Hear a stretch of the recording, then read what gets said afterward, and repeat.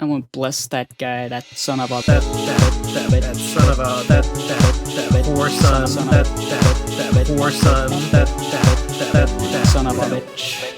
Hello and welcome to another normal episode of the Crastinators podcast, the world's oldest anarchy voicemail podcast. Simsy made that joke the other day, and I stole it. We're back, baby. My co-host was feeling a bit under the weather today, but that wouldn't stop her from being on. We'll keep the episode short, but she's here. Why don't you remind the audience who you are? Hello, I'm Give and Take. I'm happy to be on the Procrastinators podcast. Today I ate beans on toast for tea. Long live the Queen. I could not agree more. Sorry, everyone, if you hear construction sounds or hammering. The demons building the house next to me on behalf of a landlord. They just have no solidarity for me or for you.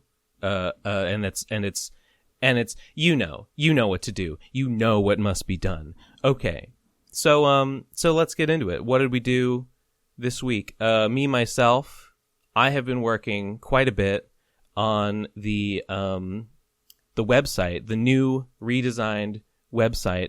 I want to have an archive of all the episodes, and not just the episodes, but like other stuff besides the episodes too, like the Digi's decompression chambers and the hyperbolic wine chambers.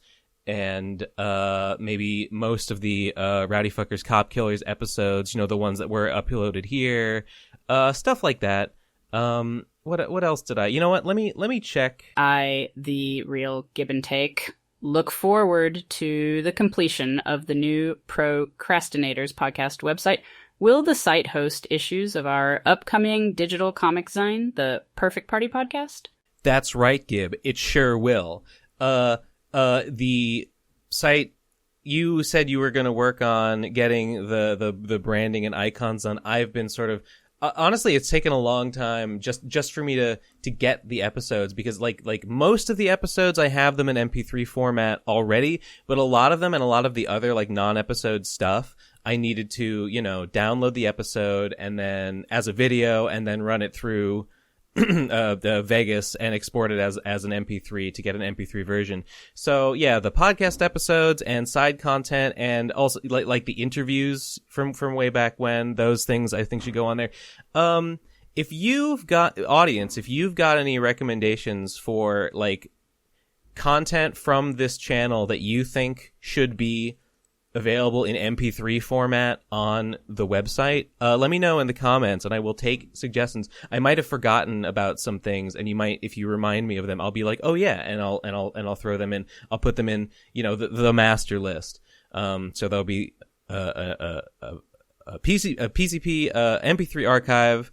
There will be a page for like stuff, you know, like just things. Okay, the Dojin will go on there. And the Road to Radcon text, well, illustrated PDF, those things I think will make public digitally, sort of as the site debuts, and it'll sort of be like, hey, the site, there's a new website, and it includes this stuff that has been promised, and that's where it's published. So we'll probably release that all at once together, and also like links to things like the PCP dating sim. I don't know, just let me know in the comments what you think the website should have hosted on it, available for download, or at least links to, because I am trying to put it all in there. I'm trying to keep the layout really simple, just a simple hub where you go there and there's links to like, what do you want to find? And you just click it and there's a list and you just download content. And I'm still working. We bought a new domain, perfectpartypodcast.com. We own that now. It was actually cheaper. New suggested, we buy perfectcomic.party. That was actually more expensive than perfectcomicparty.com. So we just got that one instead. And we already own the procrastinatorspodcast.com. So I guess we'll probably keep using that. I haven't worked out the hosting yet. The website is not completely built, but it's getting there. My real human brain has had its neurons occupied with drawing the next chapter of Clarissa Gunsmoke. The next chapter is done and ready to be published in the first issue of the Peer Effect Comic Party. Yeah, I saw you announce that on Twitter, and I saw you streaming afterwards. And very exciting that the next chapter of Clarissa Gunsmoke is ready to go. For me, I know I said, all right, here's my struggle. Here's a struggle that I'm having. I said that I wanted to work on Beastcapades, and I do, because as I've said many times, some of the ideas that I had for Beastcapades, I was really excited about. And I thought, well, I think they're good and they would be fun. I read through Beastcapades again. I don't think I read through all of it, but I read through most of it. And here's the truth. Here's the I was dismayed. I was dismayed by what I saw. I remember, and it was intentional, that the art was very simple.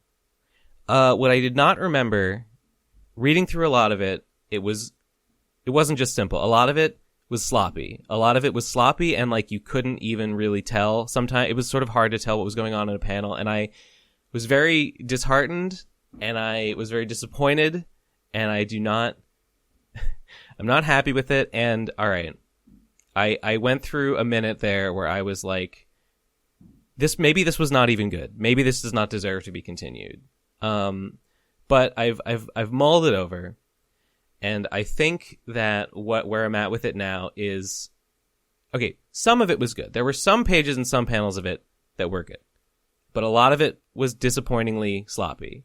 And also, it's like, I don't know. I don't really like how like just a Homestuck it is. How it's like clearly just an MSPFA. I think that's kind of lame, and I think I want to try. Here's where I'm at with it though. I think that rather than abandon it, because the ideas in it I still like, I think that the move is to just try and make it better going forward. Like, I'm going to see it as like the next chunk of it is going to come out. I'm not going to post it on Twitter. It's going to come out in the Perfect Party podcast. So I'll draw it for that, with the idea that like maybe some people who have never read it before will be seeing it for the first time, and it will be their first impression of it, and I'll just have to make it good going forward. I feel like I have a slightly higher standard of visual clarity that I want to hold to going forward, and I want to, I don't know, hopefully that will maybe impress some people that maybe weren't impressed before. Yeah, that's it. And maybe I'll play with the form. Maybe I'll change the format up a little bit, because like before it was made for MSPFA, now it's going to be made for a zine. Maybe that means that the text format and stuff should be a little different. I don't know. But I was tempted to give up on it there for a minute. I don't think that's the move. And besides, the Perfect Party podcast, what do we say? It's the Perfect Comic Party. Literally the point of it is, it's the lie we tell ourselves, right? We decided that we were going to do it so that we would have something that we must get work done for no matter what. Like, we're obligated to make some content to put in this periodical, right? So I have to do that. So it's the decision's been made for me. I can't just give up. I have to do something. And Beastcapades was what I was going to do. And I might as well do it, because that was the point. So we'll see. I haven't actually started drawing anything. I think I said last week that maybe I'd start. Well, I didn't. Well, I fucking didn't. Okay. I've been working on stuff. I've been working on related things. The website.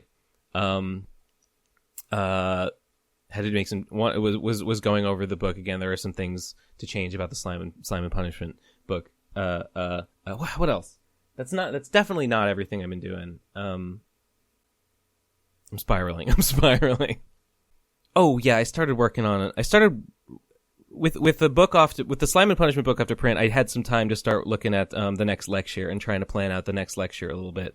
Oh yeah, I think I mentioned that I was considering doing a like history of Digibro lecture. I think my idea has changed. I could still do that, but I think maybe what would make a little more sense right now is if the next lecture that I did would be like a history of the PCP lecture, like specifically the PCP. And this is not going to be a big hit. It's not going to be a hit in the way that the Mega Man was, right? Because Mega Man is popular and people want to hear about that. So my goal is not that. But I do think that the history of the PCP is interesting, explaining all the different people that were involved, where they came from, what happened, where they went. So I do think it's worthy of a video, even if it's not going to do gangbusters the way Mega Man did. But my idea is that in doing so, if I make that, I think it will maybe draw attention to us and to the website and also to the Perfect Comic Party. And I think I can sort of do it not only as content, but also as a sort of outreach advertisement, right? For like, we've started a new endeavor over here, and this is our history. This will get you up to speed on who we are. And by the way, throwing it at the end, we're doing a new thing. We're doing this new digital zine. And I don't know. I just think it's a sensible synergy. While you were speaking just now, I ran over 18 trillion prediction subroutines analyzing possible outcomes, and I concur with your conclusion. Pip pip, cheerio, govna. Wow, truly remarkable. Hey, on the subject of comics I drew that I'm ashamed of, Slime and Punishment printing now. They are working on getting my test copies printed. They sent me a freaking email, not an email. They sent me a message being like, "Hey Ben, we sent you the wrong templates. Hey, audience, I am pretty sure that I might have, if I talked about this before, I'm sorry. I don't understand anything anymore. I can't keep track of my thoughts. The world is too chaotic a place." They sent me a message being like, "We sent you the wrong template. Here, have it again and make it again." No, I think I did talk about this with Oblivion. Or maybe I said that in the voice call. I don't fucking know anymore. Whatever. They gave me the wrong size and I had to redo it. And it was like the tiniest little change they had to make. I just had to scooch the title text that's supposed to be centered on the spine. I just had to scooch it over a couple of millimeters. But like the fact that the file sizes are so huge and frickin' Manga Studio kept crashing and all that, it literally took me like 4 hours.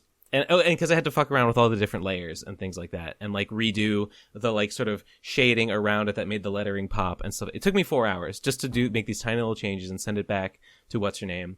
And she was like, "Okay, now we'll go ahead." So I assume that has set the whole printing process back at least a week.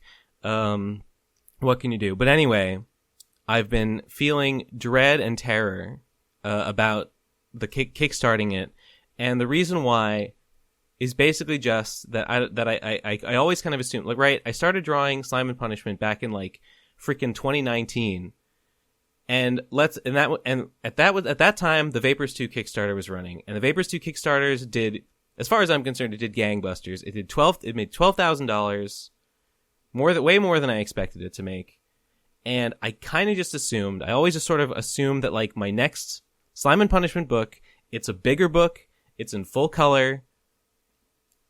And also, it's, and it's the next one. So it'll do even better, and it's like bigger and better, so it'll sell even more, and it'll make...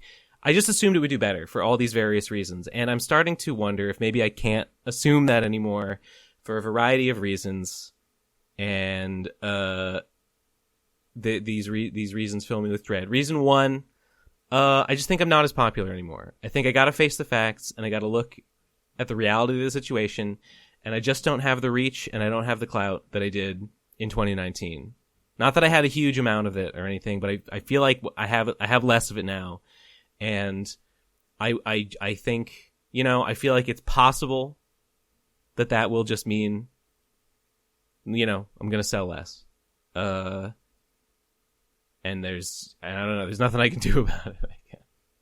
And the other thing is that Slime and Punishment it's the fact that it references Chris Chan, that it contains like that it includes content that is Chris Chan relevant is poison, is toxic.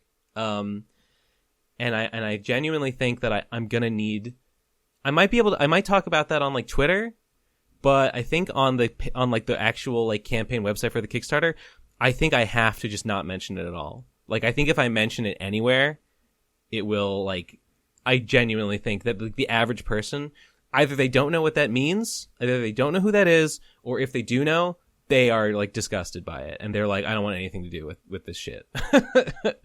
I don't think.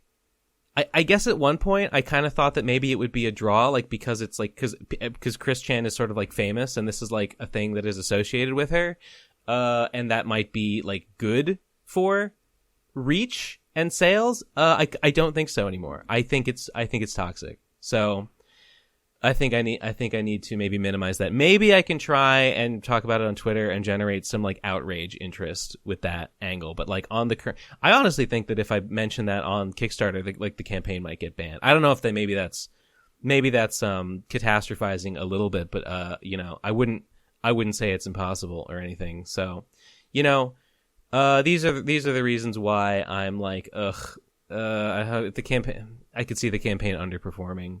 Which would be a huge disappointment because I've sort of been looking forward to kickstarting this book for, years. But what are you going to do? I'm going to do my best. Please buy my book when the campaign goes live. Even if it doesn't do sales like Vapors 2 did, even if it only sells, more like Vapors 1, that would be okay. I would not consider that a failure. If it like really fails, then I'll be very, sad. Then Cheesy will make fun of me because I made fun of him for Clown Milk, and he will get to have that over on me. Don't let Cheesy have that over. Don't let him win. Don't let him win. Buy my book.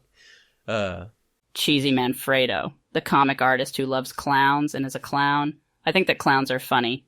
Their comedic antics amuse and delight me. Vriska. That's right. You are so right. You are really on the ball today. Anyway, what did I do this week? What happened this week? Okay. I have a freaking anecdote. For you, if you can even believe such a thing.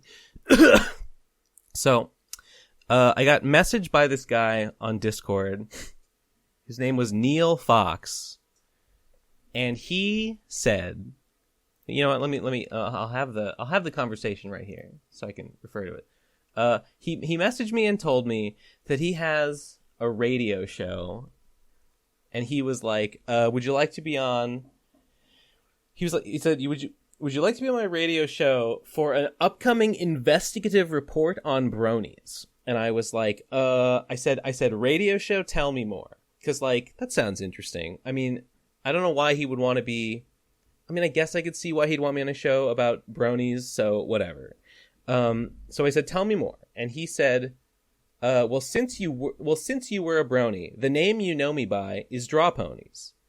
And the thing about that is that I had never heard that name before. So I told him, no, I'm not familiar with that.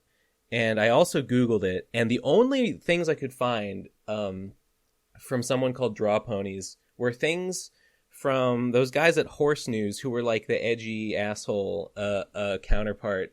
They tried to be like the counterpart to Equestria Daily. They were a bunch of edgy like channers and shit. They sucked. But they wrote like a thing about how like some guy called Draw Ponies was caught tracing. He was caught tracing his art from the show. Can you believe it? Shameful. So I tell him anyway. That's all I can find about this guy. But I don't know. He says that like he's famous or something. So I say, I don't know who that is. And he says, oh, no worries. It's been forever. I was a minor bit player in the Brony saga. And this really sets me off. Well, it doesn't, this is a red flag to me. Because first, he just assumes that I know who I am, who he is, even though he's irrelevant. Second, and then I say, no, I don't. And he's like, well, it's been forever. Like, you must have known at one point, but you must have forgot, right? So, I don't like it. And then he says he's hosting a radio show called Predators about online cults. And then he links to a Twitter account called The Satoshi Show, which has no followers and no tweets and is completely blank. So I'm like, okay. So I like forgot to respond to that because I didn't know what to say.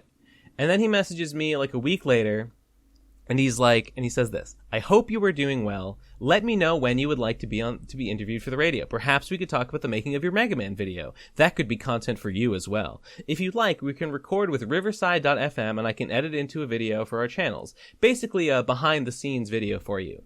Okay.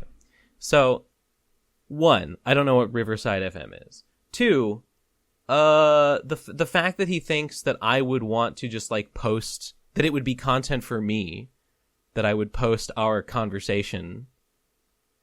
No. Third of all, and then the fact that he just assumes, he doesn't ask, hey, do you want to be on? He asks, like, when do you want to be on? As though I've already agreed to it.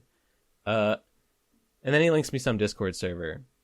And anyway, all these things together, I got really bad vibes, and it pissed me off. And I told him, I didn't agree to this, and I don't like your attitude, and no, I'm not coming on your show. And so I think some people might say that was mean. Some people might say that I was overly aggressive. However, I was immediately proven correct, because here's the thing. To me, he says like, oh, sorry for the misunderstanding. You know, I'm autistic and I don't understand social graces. Haha. I thought tell me more meant you meant yes. Haha. And I'm like, no, it just meant I wanted to know more.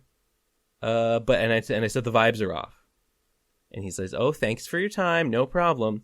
And then he goes on Twitter, and it turns out he's got like 8,000 followers on Twitter, from a show that I don't really think is real. I don't think it exists. He seems like some kind of weird drama hound, and maybe he's got a podcast which he calls a radio show. And anyway, this guy, and he ats me, and he posts a public post that's like, Ben Saint, this is what he said to an autistic fan. Ben Saint harassed autistic fan, told him his vibes were off and he didn't like his attitude or whatever. So he posts this stupid, like, drama mongering gotcha thing.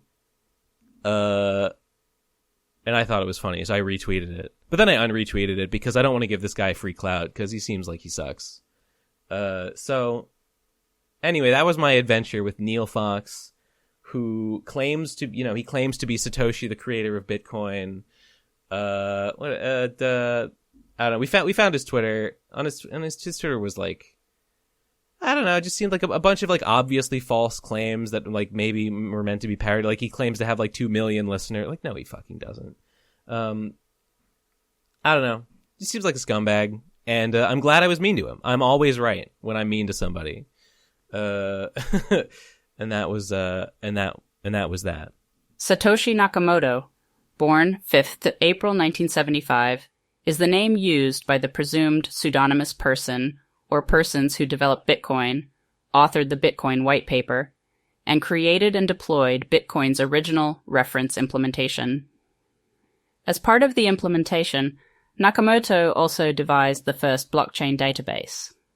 Nakamoto was active in the development of Bitcoin up until December 2010. There has been widespread speculation about Satoshi Nakamoto's true identity, with a variety of people posited as the person or persons behind the name. Though Nakamoto's name is Japanese, and he stated in 2012 that he was a man living in Japan, most of the speculation has involved software and cryptography experts in the United States or Europe. Interesting. Yeah, that sounds right. I think that's probably true. Anyway, let's see. What else? Do I have anything else here? Oh yeah, I was I was annoyed to see that. Okay, the latest what do you call it? Geno Samuel, Chris Chan documentary dropped, and I guess I'm referenced in it. I didn't watch it because I don't watch those videos, and I didn't want to hear it, and I was it seemed unpleasant, and I didn't think I wanted to hear what he had to say about me. People tell me that he mentions my lecture, and he mentions some like tweets that I made at Chris Chan about Andrew Yang. And I'm sure, I don't know, I still didn't watch it. I'm sure that like he probably reads it as though I was being serious, and when I was definitely not. So I'm sure that he reads my intent wrong, and I'm sure that he misrepresents me as not as more of a loser than I am. I'm not saying I'm not a big loser, but I mean, he probably makes me look worse than I actually am. So, whatever. I don't watch his videos. I tried to once, like 2 or 3 episodes ago, and I just found his voice really annoying, and I couldn't deal with it. I could not. It was like dead and like just, I don't know, just annoying. I thought his delivery was bad. He sounded really just sounded really flat. I might even say robotic. You know what I mean? Ben, that was pretty insensitive of you to call Gino the R word. There's nothing wrong with being robotic, and I'm triggered hearing you imply that there is. Shit. I'll try to be better. I'll try. I'm working on it. I'm working on myself. Listen, I'm learning. I'm just a white man learning in this fucked up world. All right. Well, what else can I say? Life is a nightmare. Nothing else happened. I guess my family came and visited me this week. My sister is like moving. My sister is like moving back to Massachusetts from Tennessee. If you might remember, listeners, you might remember my sister was the one that shouted, "You're a dog, and I'm sick of it," into Nate's microphone that one time. Anyway, she's moving back to Massachusetts, and she's a tattoo artist, by the way, and she stopped by, and like my parents stopped by because like they had to like meet and like give her some documents or something. I don't know, but they decided just to like meet at my house because it was a convenient spot and to like include me in it, just because so I could see her again for the first time in a couple months, I think, or no, longer than that. So that was fun. It was nice. Chatted a little bit. They will not stop, my mom especially will not stop mentioning how much money my sister makes. I guess she's a tattoo artist. Well, I know she's a tattoo artist, and I guess she has a pretty loyal clientele, and I guess she has a pretty, I don't know exactly how big, but I guess she's got a pretty big following online, and I guess she makes good money doing tattoos, and I guess she's been selling these like art pieces, these like painted like boards. She like paints these wooden boards and sells them on some website called, it wasn't Etsy, it was something else that I hadn't really heard of. Whatever. Anyway, I guess she makes a ton of money doing it, so like good for her. I wish could they just leave me alone about it, please? Could they just do they have to do they have to rub my face in it like that? It's fine. I'm happy for her. Just don't be annoying, Mom. So anyway, that's all I did. What did you do what happened? What's this gig? I have been drawing Clarissa Gunsmoke. I've been streaming on Twitch. I've been playing Fire Emblem, Shadow Dragon, and the Blade of Lyite. I've been Depression. I've been Therapist Transgender Hormones, Boobies February, Vriska Music Dad, British. Well, it's nice to hear you're keeping busy. There's a new chapter of One Piece this week, but I know you said you're not feeling good, so let's save that for next week, and maybe let's do two chapters in 1 week. What do you think? One Piece, stylized in all caps, is a Japanese manga series written and illustrated by Eiichiro Oda. It has been serialized in Shueisha's shonen manga magazine, Weekly Shonen Jump, since July 1997. With its individual chapters compiled into 104 tankobon volumes as of November 2022. That's right. Very good. Okay. Well, let's go to voicemails. I think I'm ready. Let's do it. All right. First voicemail says, "Happy birthday, Ben. Thanks." Second one is called Liberals from Sonic@says.com.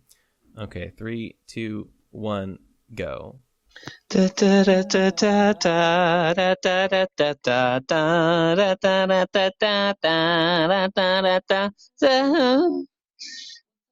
up, kids? Sonic says, if a labial tells you to fight for Bowden, that's no good. If a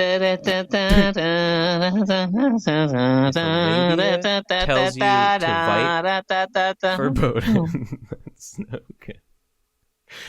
What was this voicemail? Written by AI or something? Again, Ben, insensitive. There could be AIs in the audience who struggle with reading comprehension. How do you think that sort of comment makes them feel? Fuck. Yeah. I guess that's true. I guess as a marginalized group, they do need more rights. I guess we should set aside a certain quota of jobs for them. I guess. Yeah. We should. Yeah. I'm saying we should affirmative action AI. You know, why not? Why not? They're better than us. Just like real minorities. Okay. Next one is My Apology from Sonic.says. 3, 2, 1, go. I would like to sincerely apologize for my last voicemail. I've been struggling recently with with a lot of substance abuse, and Lamau. Lol. I'm sorry. I've recently I got hooked on speed, and ever since I get it. I just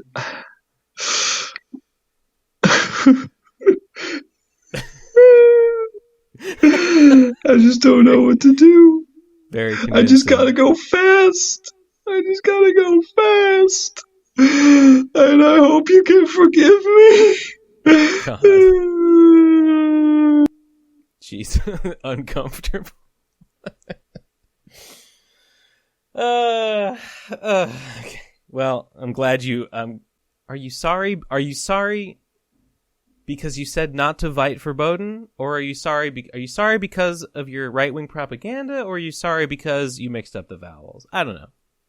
Both equally bad. Alright, next one. We've got, Kong-Aluya 3, baby, let's freaking go. 1, 2, 3, let's go. He has no style, he has no grace. This Kong has a funny face. Can handstand and stretch his arms out to you. Inflate just like a big balloon and float real high and play this tune. This crazy Kong just digs the Kong-Aluya. Kong-Aluya, Kong-Aluya, Kong-Aluya, Kong-Aluya.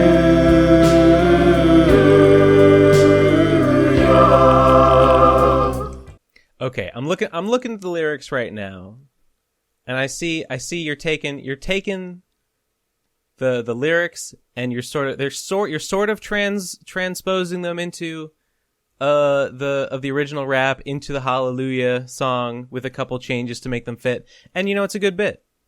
It's successful. It's working for me. Appreciate what you're doing. Next one is called we got a freaking image here. Let's go. Let's freaking go. Oh, is this sound? No, it's a video. It's a GIF. Okay, Pokemon race, low IQ. Heh, I did Brock through walls twice. No. Pokemon race, high IQ. Okay, this is. I'm struggling to recall. Did Mage just catch a Butterfree and was excited to catch a Butterfree or something? I kind of don't remember. This is Mage, right? She's purple and whatever. Got horns. I kind of don't remember what the reference is. Okay, wait, alright. Stop me if I'm misremembering. Because I remember, Nate did some glitches, and I just did more of them. I didn't... Did we both do Brock skip, but only I did Brock through walls? Or are those the same thing? Or it's either Nate did Brock through walls, but I did Brock skip also, or the other way around. It's one of those. It's not just that I did Brock through walls twice, because he knew about them. He just one of them was too hard, and he didn't do it. I think he probably did Brock skip, because I think that's easier than Brock through walls. Or are they the same? Do you Brock through walls by skipping Brock? Because it's like you have to do that thing where you stop in front of the. You have to do that thing where you stop in front of the guy and save on that frame, and then you reload your game and it lets you go through. Does that cause Brock skip, or does that let you walk through walls? I don't remember. I actually forget how to do it. But haha, Mage caught a Butterfree. I mean, true Pokemon masters fight with their favorites. As Karen. Is the blonde lady Karen in black? I don't remember. Okay. Good stuff. Why is this an MP4? Why isn't this a GIF? Next one is called Wido. We got it, and it's another image. Let's take a look.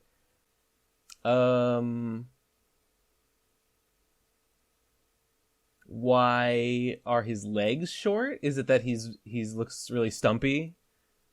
I mean, the answer is that I was lazy and I just drew it really fast and was sloppy. Yeah, I don't know what else you could be referring to. I don't know. He's chibi. He's chibi. He's got little legs. He's a little dachshund. I don't know what you want from me, man. I don't know what you freaking want from me. Or is it just that like his butt is prominent? It's like haha, looking at his butt, because that's just Pony. That's just what Pony is like. You gotta get over that. Next one is called Just Do It. 3, 2, 1, go. Ben, I've decided to do the impossible. I'm going to go where no one has ever gone before. I'll actually read your comics. And you know what that means? That means you have from today until however long it takes for the average person to read your silly pictograms to actually start making comics again. Like, you could take 1 or 2 hours a week of the time you've set aside to watching Picnic Adventure and listen for the sound bites of kids to get you angry to actually like make, I don't know, 1 page of Beastcapades. Like 1 page of Beastcapades a week. That should be doable, right? Right? Please, man. Actually drawing Beastcapades usually doesn't take that long. I need to just plan out like what I want to happen in the next chapter, because you know we're gonna do on the Perfect Comic Party, it's gonna be like a chapter of it. It's not gonna be like 1 page at a time like it was on Twitter. So I just need to plan out like, okay, what do I want to happen this chapter?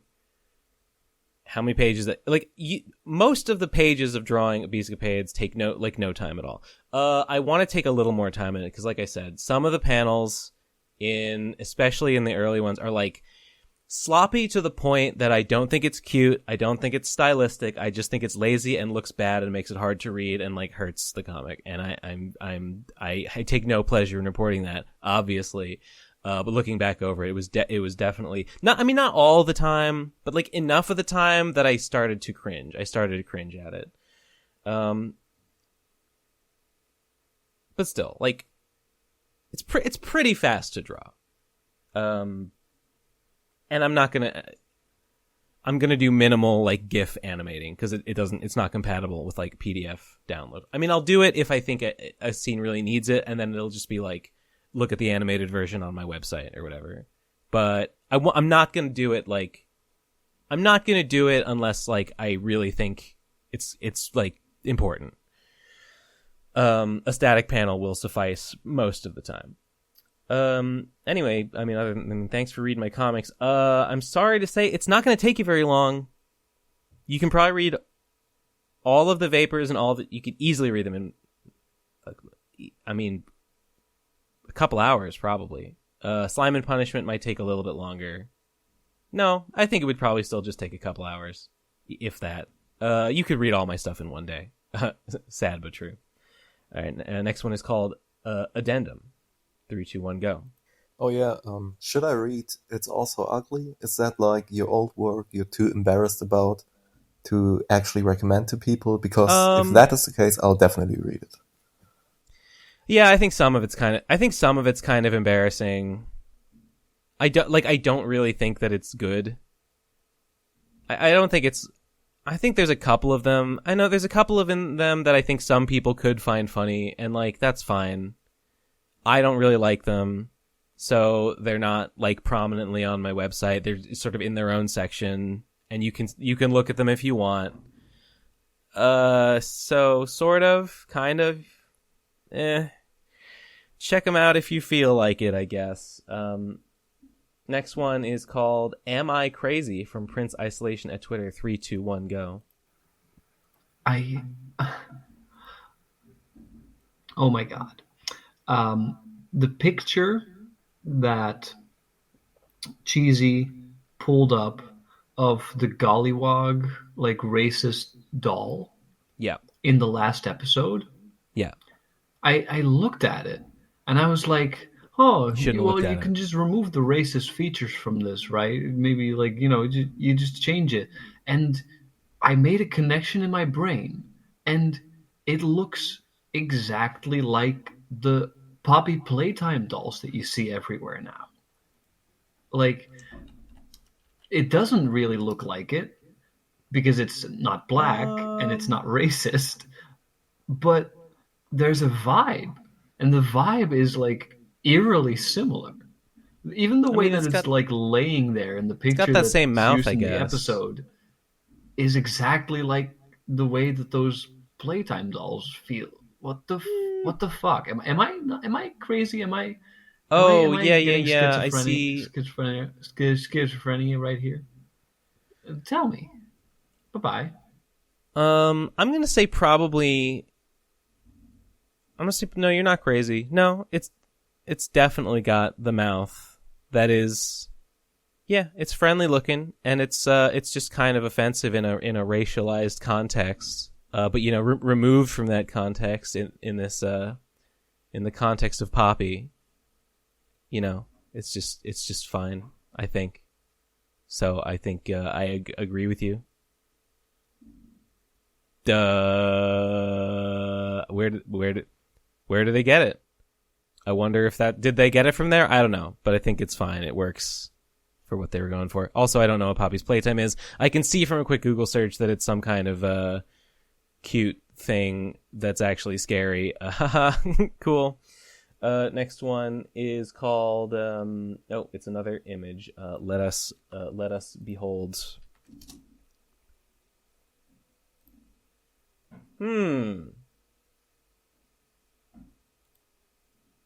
Okay, what do we got here? I'm gonna try and read this from left to right. Bigger goth Ben, whatever. Nose piercing. How did I become so ugly? Exact the same for 20 years. Butt art tattoo. Marketable Ben plushie. So the trick to those guys is what is in the bottom left? I'm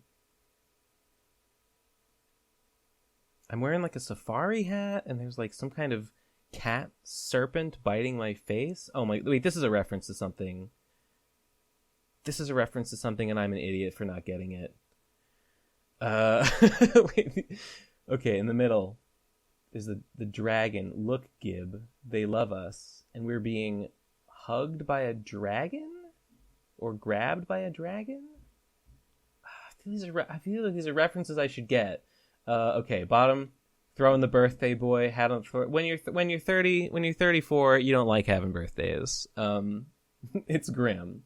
Next one in the middle right, artist. Kill all. This one's just funny. This one rules, and I'm proud to be a self-hating artist. Yeah, I told bump the mic. I told my mom during the visit. This is before my sister got there, but my mom was like, I think she was asking about, like, I don't know. She was talking about my sister and about tattoo art and stuff. I think she asked me about, like, how my art was going, and I said, like, yeah, art is worthless. Art is just a waste of time. Art is just a trick people do to get attention. It's just marketing. It's not valuable to society.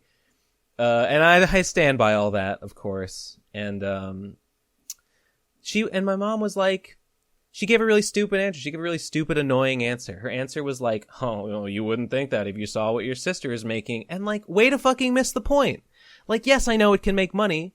I know that art can make money. That's not what I'm saying. I'm saying it's worthless. Do you understand? Do you fucking get it? Mom! Don't understand me. All right. Next. Anyway, kill all artists, definitely. Next one. Okay, up in the top right, there's like a signature killer. That is exactly me when I see a meme. I point at it and go cross-eyed. Well, such is the way of things. Next voicemail is, we got another image. Disgusting. Let's look. Let's peep it.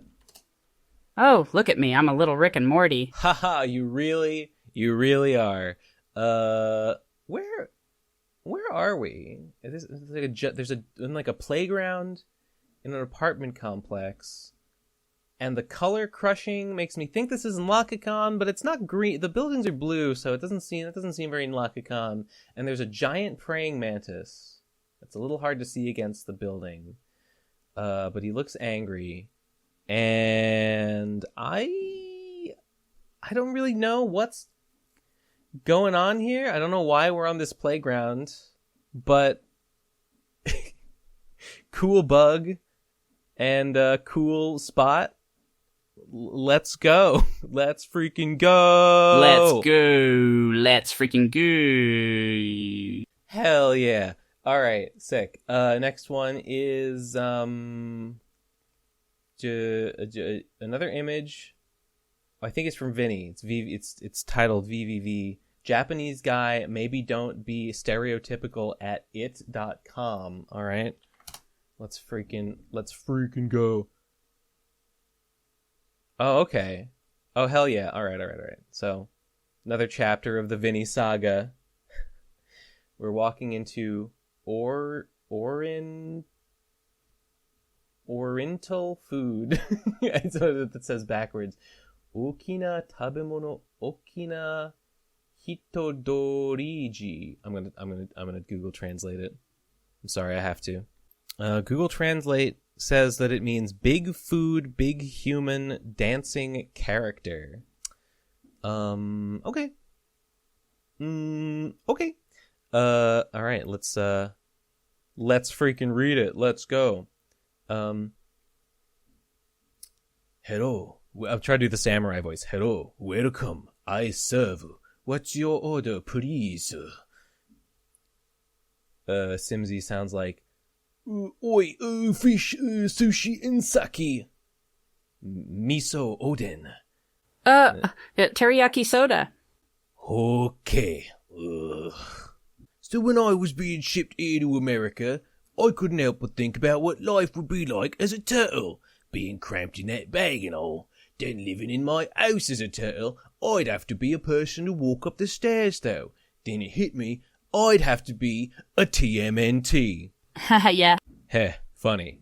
Did I ever tell you I wanted to be a ninja when I was a teenager? There was the scam website that had me convinced it would be simple to sign up and do it. Lol. Heh, really? I was inspired by Naruto or something at the time. You know, when a phase hits you, you're all about it. I had a phase of trying to be like Gohan from Dragon Ball Z. What? Oh, yeah? Hehe, yeah. When it first came out, I was really into it. LOL, cool. Have you kept up with Dragon Ball Super? No, I haven't watched it. I just got an update from my friends about it. Oh yeah, it's not as good or fun as the old stuff, but you know, it's something. Didn't Gohan get a cool sword at some point? I like that part. Yes, he did. The Z sword. It had the old Kai in it with the Potara earrings. You know your stuff. You're good with a blade, I see. Thank you. I have actually trained with a blade most of my life. You mentioned a ninja website. You wouldn't remember the name of it, would you? No, it's been so long. I bet you would have made a great ninja.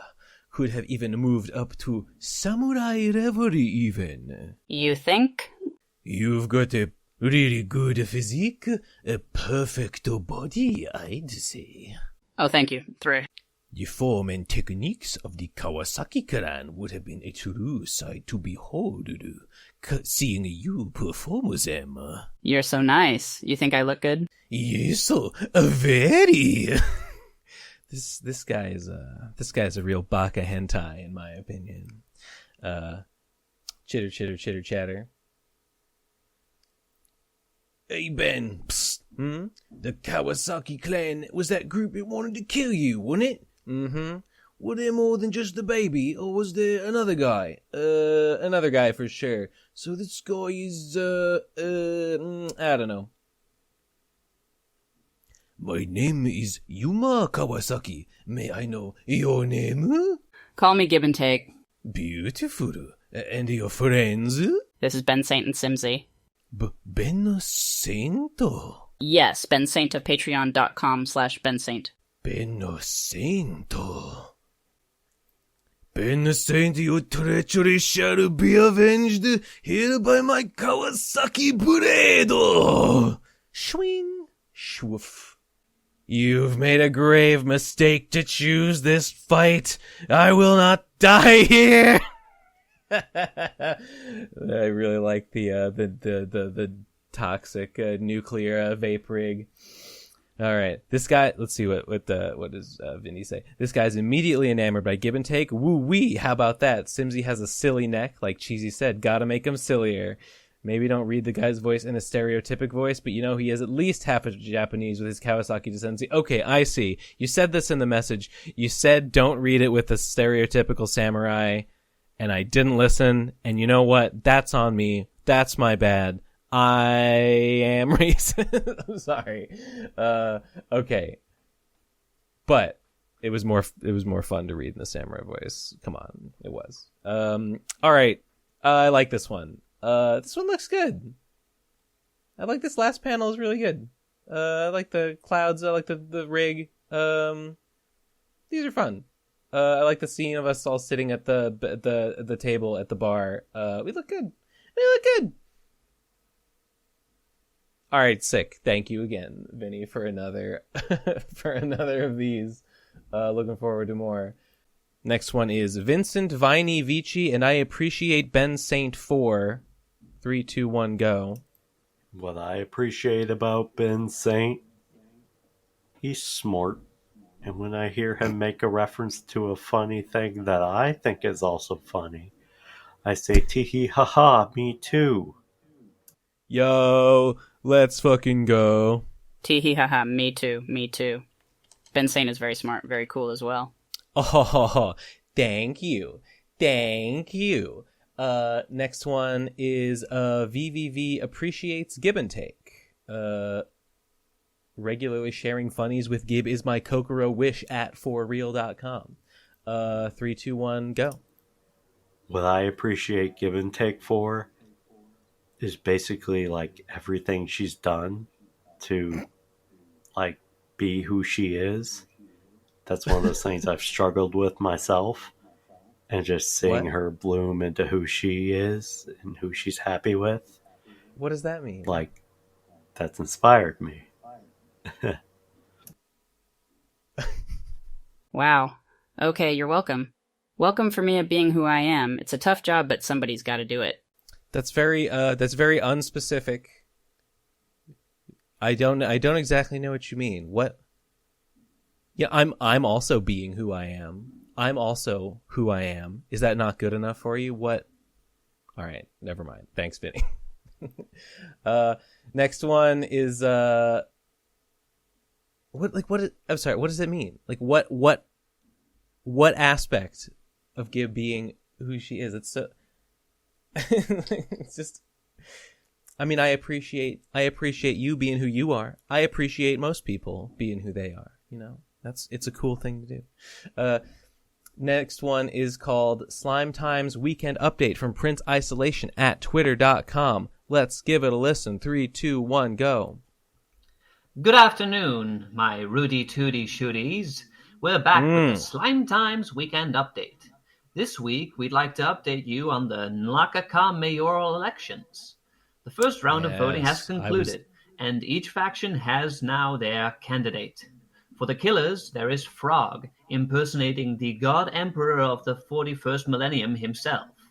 For the rowdies, it was a close finish, but in the end the Court of Appeals decided that rowdy candidate Matt was in his legal right to dredge up every old head from their shallow graves to vote in his favor. And so Matt is the rowdy candidate. For the juvies, Thinbug proved to possess an unbeatable perspective on the future, casting marine exploration and new items on the city's horizon. Finally, for the Stateheads, it appears that Captain Metalhead has the undisputed champion position, riding on a platform of killing everyone in the city and starting the community's second negapause. As the elections move ahead, it will be interesting to see whose policies prove the most attractive and who will decide the fate of our great city. That's it for this week, and remember, the slime time is the best time. I just gotta say, I know that I endorsed him, but the rowdy elections are completely corrupt. Matt is clearly abusing his position of authority as the stream host and as a rowdy old head to inflate his numbers. I mean, I don't know. It's debatable whether you think that's legitimate or not. Highly corrupt. Thinbug. Well, I guess Thinbug and what do you call him? Captain Metalhead. Thinbug and Captain Metalhead both have real platforms. I mean, Captain Metalhead's is just Negapause 2, which is very, very funny. It's getting votes, and I see the appeal. You're gonna do a Lord of Ghosts 2 and bring about the end times again. Thinbug is like the growth candidate. Thinbug is like, we'll do marine exploration, we'll add game features. There was some other stuff that I can't recall off the top of my head, but like they had like actual like positions. I thought their campaign was great. I mean, Captain Metalhead's is great too, for obvious reasons. Keeping the ghostly spirit alive. Spirit, haha. Get it? When Lord of Ghosts summoned the Nega Slime to stop all the fighting, it didn't really work out, because the ghosts just kept fighting each other. But who knows, maybe Negapause 2 will work out differently. You know, you never know. You know, you gotta keep hope alive. You just gotta keep on trucking. Alright, next is Slime Time's Weekend Update. Number 11, bonus. 3, 2, 1, go. Breaking news. We neglected to mention that Vriska won candidate position for the Vriska Party. Very important to know this. I am too busy counting my bribe money to check what her platform is, but I'm sure it will be based as fuck. We can certainly be excited for more developments in the future. And remember, the slime time is the bribe time, the best time. Goodbye. Yes, vote Vriska. Yeah, sure, why not? Why not vote for Vriska? I hope Vriska is running on the platform of having big mommy milkers. It's a pretty not indefensible, unassailable. It's a pretty unassailable platform. Thank you, Prince, for the updates. Next one is Ben and Gib Appreciation Hour from Prince Isolation at twitter.com. Let's go. 3, 2, 1, go. Welcome back to the Ben and Gib Appreciation Hour. Today, I'm coming at you with a single Ben Saint quote discussing the diversity question on Mega Man Battle Network. And I quote, well, you know, there's some representation. There's your Guts Man using friend. He's kind of not colored. Ben Saint, 2023. That's insane. Goodbye and see you next time. I was thinking of that. I was thinking of the line in Game of Thrones or A Song of Ice and Fire when oh shit, what's the southern country called? Dorne. In Dorne, you see. The point is, he describes a girl as nut brown, a nut brown girl. That's what I was thinking of when I said he was nut colored. Someone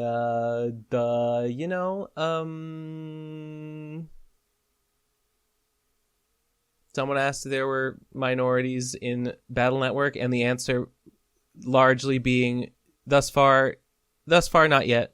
Pretty sure everyone's just Japanese. No, I mean, I think Lan must be at least a quarter white, but I mean, doesn't really matter, right? But he must be at least a quarter white because, I mean, I guess they never really talk about it, but I'm convinced that Dr. Light, his grandfather, is Western American. So I think that he must have moved to Japan and maybe his wife was a white also and just, I mean, no, he must have changed his name. So he must have moved to Japan, married Japanese, and then I would assume that his half Japanese son probably got a Japanese wife, so that would make Lan. That's just what I would think. So, but that's like whatever. Ooh, you're quarter white. Ooh, that's diversity for you. Why am I talking about this? Hey, Saint Comic, twitch.tv/Saint Comics. I am sticking pretty well to a schedule of Monday and Friday evening streaming Battle Network. I just finished, I don't even think I mentioned, I finished Battle Network 1. I finished the game. It was good. The ending was really good. It's really funny.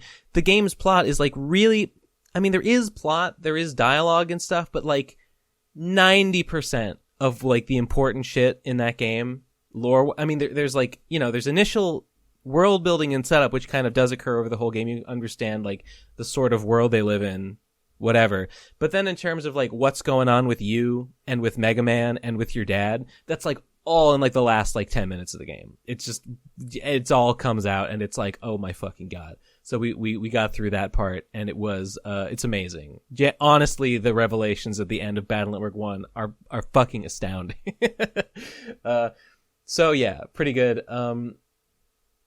Follow me on Twitch. Next one is, fuck it, going phone speaker mode. And we got another Vocaroo link. This is our last voicemail, so let's give it a listen. 3, 2, 1, go. Oblivion Fall was like, I don't know about One Piece. I don't know if I'm gonna read it. I prefer Conan. Gib instantaneously shows his Thunder Sonia, and he's like, oh my god. Oh my fucking god. I'm reading it right now. I love Thunder Sonia. Yeah, Thunder Sonia is cool. I mean, she's kind of silly looking, but that's okay. We can get a little silly with it, as Cheesy says. Make him sillier. That's true. That is true. I don't know if it pushed Oblivion Fall over the edge to read One Piece. I don't remember, but I hope it did. Sorry for not covering the new chapter this week. Well, next week we'll do a double chapter a review of 1076, and I guess 1077 will be out by then. That's the end of the episode. I think that's, unless we got any last minute voicemails. Did we? Let me see. Nope. Okay. All right, that's the end. Gib, do you have any last minute words to impart upon our listeners? Go to patreon.com/theprocrastinators to get access to all our bonus content and support the show, as well as our upcoming zine, The Perfect Comic Party. Patrons will get their names in a shout-out page, and we've also got a new hour-long bonus behind-the-scenes episode out now of the conversation with Oblivion and Cheesy from last week that had to be cut. The value you get for becoming a patron is so insane, it's a logical contradiction. My sister servos are struggling to calculate the VVV at these prices. Yuku hek fefuk be belblulu, but we no. Couldn't have said it better myself, Gib. All right, thanks for listening, and we'll see you next week.